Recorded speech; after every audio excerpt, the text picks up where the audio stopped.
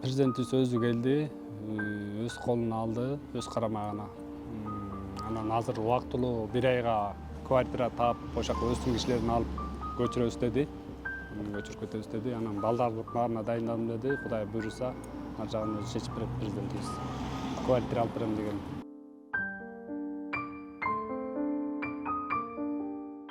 Соттун чечими келген күнү ошол мени окуп алып, жестен больницага жатып калган давлениеси көтөрүлүпчү. Азыркы тапта ушул тапта да больницада давлениеси көтөрүлүп ошонун айынан. Эжемде болсо алдап туруп сотко чакырышып туруп сокулга. Анан сокулга жеткенде биякты бусуп башташкан да. Атайын кылышкан да.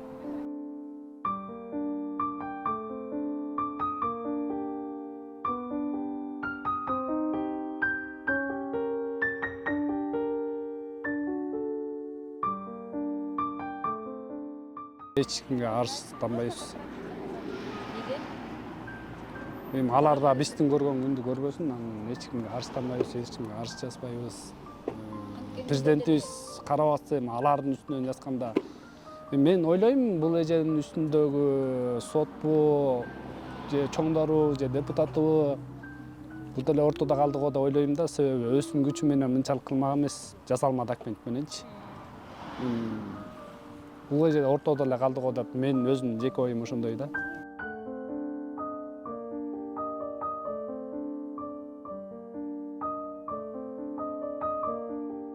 Могу сотторду деле ушул 2 жылга эле чыгарып койсо жакшы болушмак да. 2 жылда эле кеси суралып, буралып жанагы териштирүү иштеринчи 10 жыл, 20 жыл дебейчи.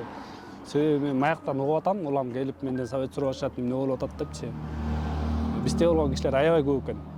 Соттошуп келатканчы. Биз сот менен эле адвокатка кеткен акчабызга жер салып уже там салып алмакпыз да. Өлө көп кетти акчачы. Анан ошентип ыйлагандар толтура экен, ошону мындай 2 жылга эле кылып койсо, 2 жылда чечип берип, же тияка же бияка үмүтүн үзөт да, андан кийин окатын кыла берет да. Үмүттөнүп соттошуп жүрө бергендин эч эмеси жок экен да.